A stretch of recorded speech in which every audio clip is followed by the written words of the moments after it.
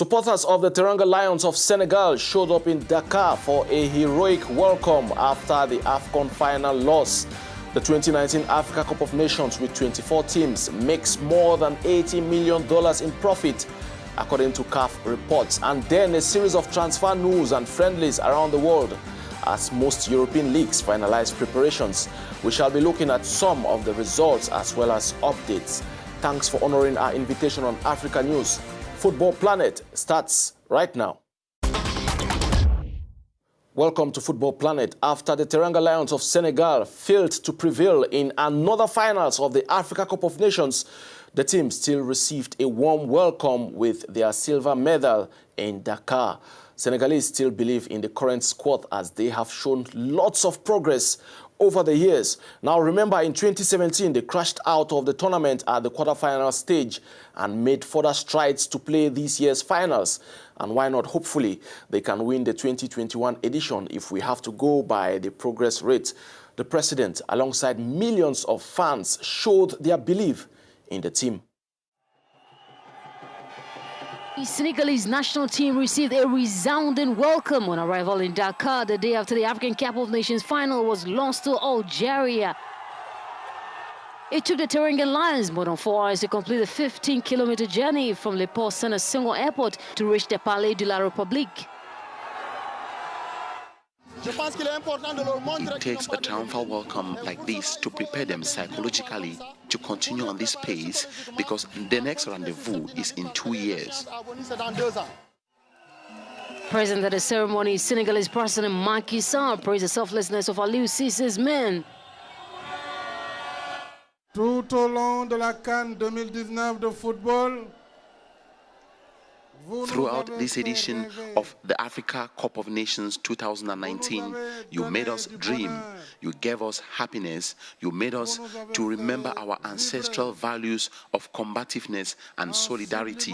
Nos valeurs ancestrales de combativité, de solidarité. This is the second time in the history of Senegal, the first African nation, the FIFA ranking, to play and lose an African Cup of Nations final. In 2002 in Mali, coach Aliou Cissé was the captain of the team, defeated by Cameroonian squad including Samuel Eto'o and Patrice Mboma. Now, Wahani was in Egypt and he lived the moment not just as a reporter, but also as a Senegalese. Thanks for making it to Football Planet after a hectic field work. Now, what's your general impression about the competition as a reporter? Remember, Egypt had just 6 months to produce what they actually produced. Well, with everything that has happened before, as you just reminded us, 6 months to prepare for the African Cup of Nations.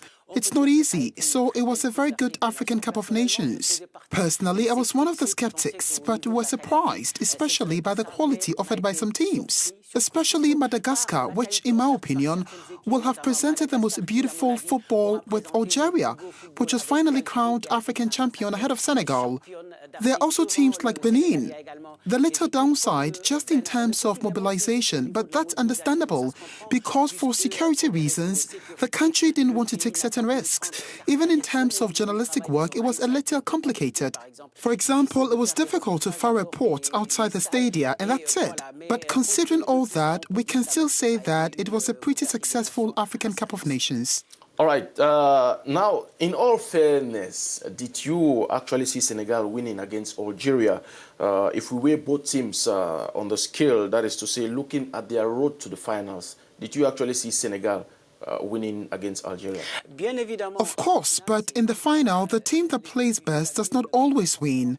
Senegal showed it was in the final. Algeria probably played the worst of this match from a performance point of view, as Senegal dominated the games. But like the finals, it was often about details. Algeria was able to win by a goal to nil. But we must admit that Algeria is a great champion because you look at the figures from start to finish. It is probably the team with Madagascar, as I said earlier, that presented the most beautiful football, the most prolific and best defense. So they did not necessarily steal the victory in the final. All right. Thanks a lot, and hope you catch some rest. You're welcome. Okay. Amidst fears of insecurity and overloaded competition, surprisingly, CAF says the competition in Egypt paid off more financially.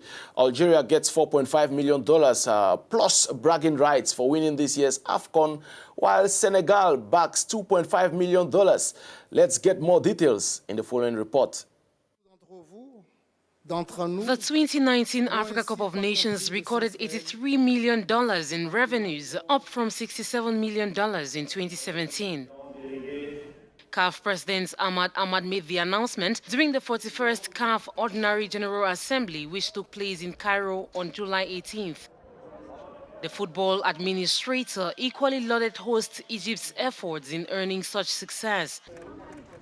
Ahmad explains that CAF granted $25 million in bonuses to various national teams which took part in the 32nd tournament, which wrapped up on July 19th. 2019 champions Algeria earned a bonus of $4.5 million.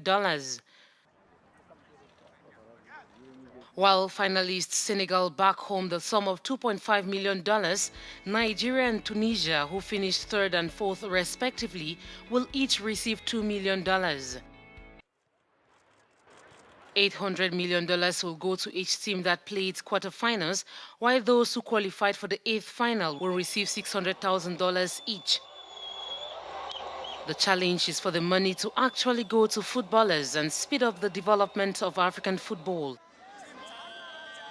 Some pundits say this could account for FIFA's unprecedented involvement in the current management of African football.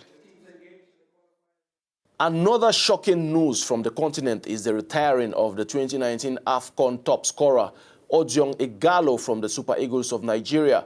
The player broke the news on his Instagram page, while many have questioned the reason why a 30-year-old informed striker will quit at this point of his career. 15 goals in 34 appearances means the Super Eagles are sure of at least a goal in every game played by the striker. The player has been long criticized by some Nigerians for missing scoring chances, and that could be a reason for him throwing in the towel. This is one of the most difficult career decisions I have had to make. It's been an amazing 5-year journey, but after due consultation and extensive discussion with my family, I have decided it's time for me to retire from the national team. Still on the spillovers of the AFCON 2019, Hervé Renard, who won the competition in 2012 and 2015, announced his resignation from the Moroccan national team. Morocco crashed out of the round of 16, surprisingly, after recording a 100% group phase. He spent just over 40 months at the helm of the team. We equally have an exclusive interview with the vice president of the Moroccan Football Association. Take a listen. With a lot of bitterness. We did not expect that. I didn't expect that from everyone. We expected to be in the semi-finals at least. We thought we had the team. I would say that there was maturity in the team that made us feel that things were really moving forward. Now it's football, and as you can imagine, anything can happen. Today, at the level of the Moroccan Football Federation, we're not saying that it is just luck. We're saying there are necessary reasons that are objective in relation to what happened. So we'll take the time to analyze and to reflect, and there will be the time to decide. I sincerely congratulate our Egyptian friends on the quality of the organization. You know, it was 24 teams. It's a first in June, and there were a lot of firsts. A first time for 24 teams, first time in June. They had 4 months, 5 months to prepare that. You know, I have experience at this level.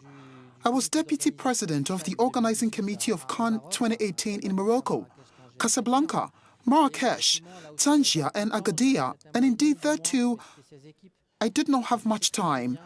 I had maybe a month and a half, 2 months, but there were 16 teams, and I know very well what was happening.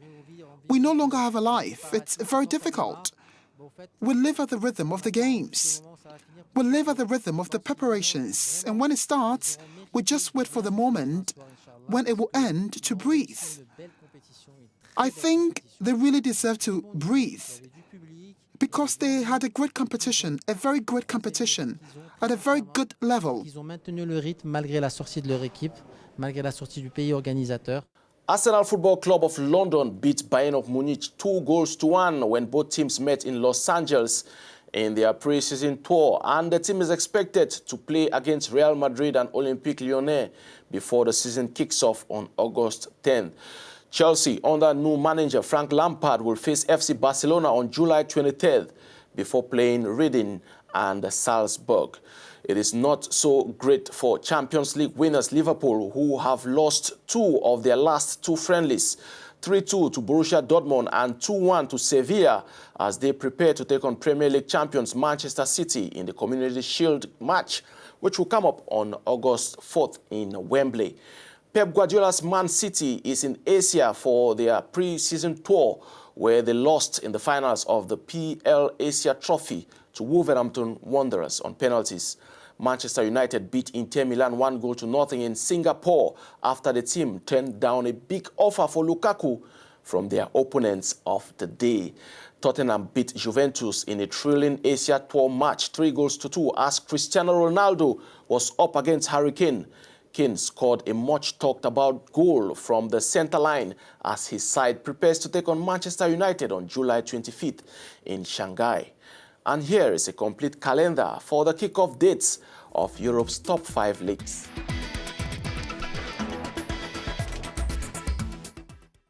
With that, we conclude today's show. Make sure to catch up with more sports updates and news on our website and our social media outlets. From myself and the team, it's bye-bye for now.